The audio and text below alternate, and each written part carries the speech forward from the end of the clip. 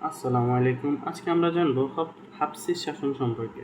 আচ্ছা, বাংলায় সব শাসন সুদীর্ঘ হলেও একমাত্র বলা যায় হাফসি শাসন সুদীর্ঘ হয়নি। মাত্র 6 বছর এই হাফসি শাসন ছিল। 1487 থেকে 1493 খ্রিস্টাব্দ স্থায়ী ছিল।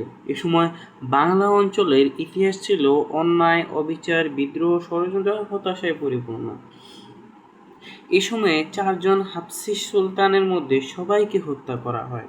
হাফসি নেতা সুলতান শাহজাদা বরবক শাহ উপাধি নিয়ে প্রথম বাংলায় ক্ষমতা বসেন, কিন্তু কয়েক মাসের মধ্যে তিনি হাফসি সেনাপতি আমদিলের হাতে নিহত হন।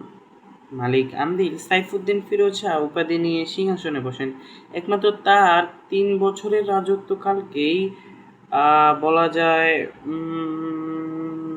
গৌরবময় ছিল এই ইতিহাসটা হাফসি শাসনের জন্য। তার মৃত্যুর পর ক্ষমতায় আসেন দ্বিতীয় নাসির উদ্দিন মাহমুদ শাহ, কিন্তু কিছুকাল রাজত্ব করার পরে তিনি নিহত হন। এক হাফসি সর্দার তাকে হত্যা করেন। শামসুদ্দিন মুফাজ্জল শাহ নাম নিয়ে সিংহাসনে বসেন।